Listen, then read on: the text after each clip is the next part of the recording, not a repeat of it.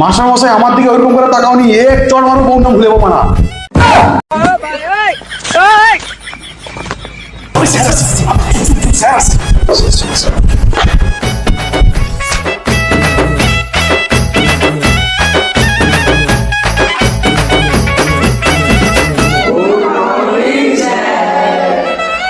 এই জানারগুলো, এটা good morning না গুড আফটারনুন না, বুঝতে পারবেন জানিস তো?